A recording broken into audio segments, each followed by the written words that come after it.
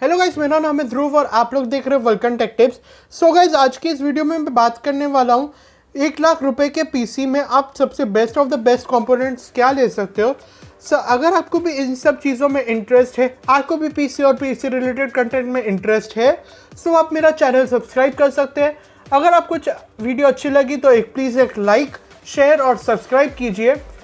सो अभी चलते हैं हमारे वीडियो की तरफ, जो कि हमारा मेन टॉपिक है 1 लाख रुपए का मेन पीसी।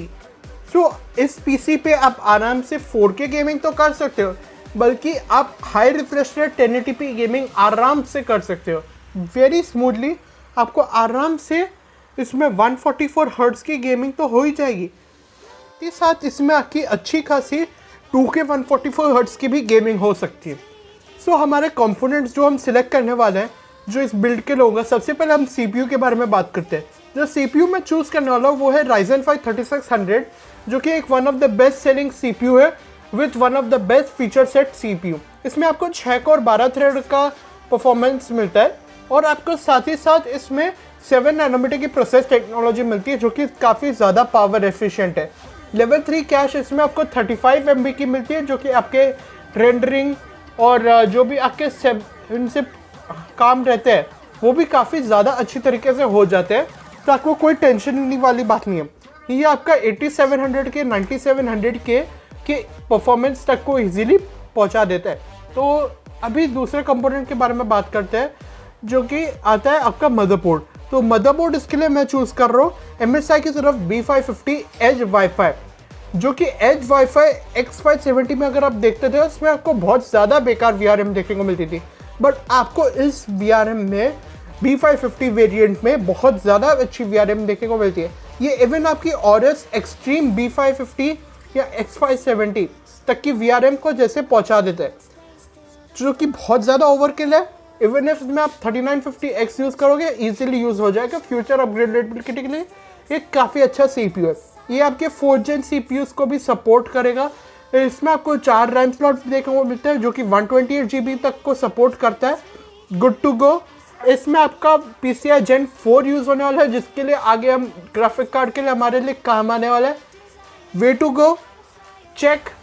और इसके बारे में और क्या बात करें, काफ़ी अच्छे सारे VRM सेट के साथ आता है। इसमें आपको 10+2 60 एम्प्स का पावर स्टेजेस देखने को मिल जाता है। बात करूँ रैम के बारे में, तो रैम आपको इसके लिए लेनी चाहिए Corsair Vengeance LPX, simple non RGB में पैसा मत डालो। रैम के लिए आपको 10,000 में best of the best RAM DRAM मिल सकता है 3000 मेगाहर्ट्ज पे, जो कि काफ़ी ज़्यादा अच्छी है। ये रैम स्टिक्स काफ़ी ज़्यादा अच्छी है, क्योंकि अगर आप इसमें ओवरक्लॉक करने जाओ तो ये आराम से 5000 मेगाहर्ट्ज तक ओवरक्लॉक हो जाएगी, क्योंकि पर इन्फिनिटी फैब्रिक डीकपल होने का डर है, तो आप इसको आराम से 3800 मेगाहर्ट्ज पे भी यूज़ कर सकते हो।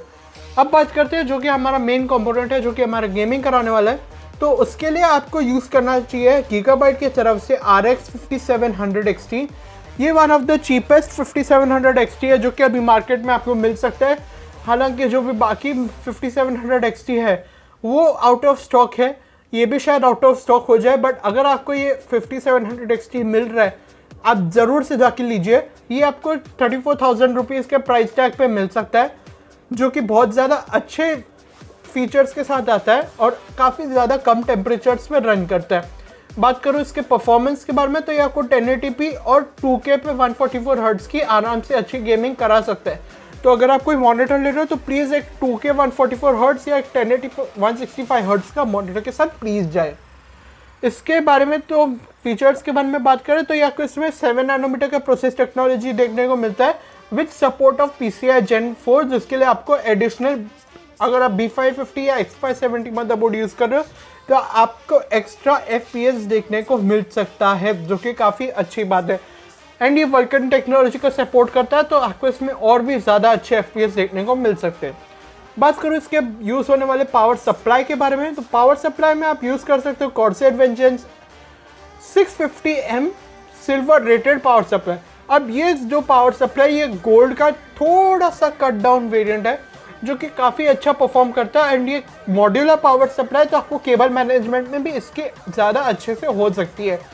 तो आप 650M लो और ये आपको अराउंड 6000 रुपीज़ में मिल सकता है। सिल्वर रेटिंग है तो काफ़ी ज़्यादा एफिशिएंसी आपकी अच्छी रहेगी, काफ़ी अच्छे कैपेसिटर्स इसमें यूज़ किए गए, बहुत ही अच्छी क्वालिटी का यूज़ है। अभी बाकी बात करूँ इसमें यूज़ करने वाले स्टोरेज के बारे में, तो आप एक यूज़ कर सकते हो 1 टेराबाइट की NVMe SSD या एक 240 GB की SSD with 1 terabyte hard drive, जो कि आपका तकरीबन 5000 में अगर आप 1 टेराबाइट NVMe और एक 1 टेराबाइट SSD यूज़ कर सकते हो, तो उसमें से मैं एक ऑप्शन बोलूँगा जो 5000 में आपका फिट हो रहा है, वो आपका हो रहा है 240 GB की WD green with SSD and एक 1 टेराबाइट की हार्ड ड्राइव। और जो आपका 1 TB की NVMe SSD है वो आपके सारे काम इजीली करा सकता है, बट ये आती है आपको 8-9,000 रुपीज़ के प्राइस टैग पे, जो कि काफ़ी ब्लेजिंग स्पीड प्रोवाइड करता है।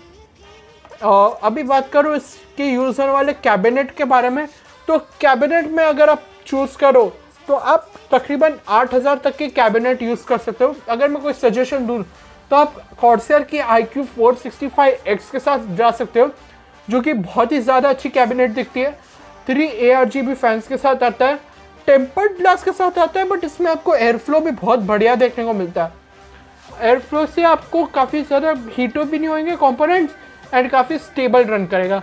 बात करूँ इसमें यूज़ होने वाले लिक्विड कूलर के बारे में, तो आप इसमें यूज़ कर सकते हो एनरमैक्स अभी इंडिया में काफ़ी कम स्टॉक देखने को मिल रहा है, बट काफ़ी अच्छा लिक्विड कूलर से बनाता है। ये आपको 5000 रुपीज़ के प्राइस टैग पे देखने को मिलेगा। एनरमैक्स का लिक्मैक्स 240 mm का तक का AIO, तो ये काफ़ी अच्छा AIO है। तो इसमें आपको जो भी आपके बूट क्लॉक स्पीड वगैरह है वो काफ़ी अच्छे से हो जाएंगे। सो इसी के साथ मेरा वीडियो कंप्लीट होता है। अगर आपको वीडियो ये पसंद आया तो प्लीज़ एक लाइक, शेयर एंड सब्सक्राइब कीजिए। And as always I will see you next video. Thank you guys and bye bye.